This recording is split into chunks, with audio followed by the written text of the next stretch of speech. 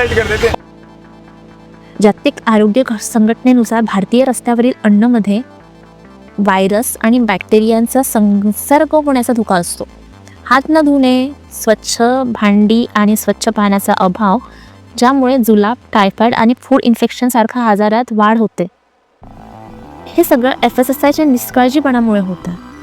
विश्लेषकांच्या मते भारतीय अन्न सुरक्षा संस्था FSSAIची कारवाई अनेकदा वरवरची असते. 2015 ते 2019 दरम्यान सुमारे 60,000 अन्न सुरक्षा उल्लंघन प्रकरणापैकी फक्त 8,000 प्रकरणे न्यायालयात गेली. दंडही इतके कमी असतात की मोठ्या कंपन्यांना रोखण्यासाठी ते अपुरे ठरतात.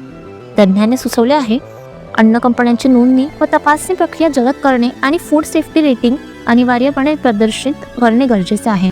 SFA सिंगापूर फूड एजन्सीने MDH आणि एव्हरेस्ट मसाल्यांमध्ये इथेरिन डायऑक्साईड आढळताच तो तात्काळ बाजारातून हटवले. फिनलँडमध्ये स्वतंत्र अन्न सुरक्षा अधिकारी सांगतात की त्यांची तपासणी व्यवस्था प्रभावी आहे आणि अन्न सुरक्षेची पातळी उच्च आहे.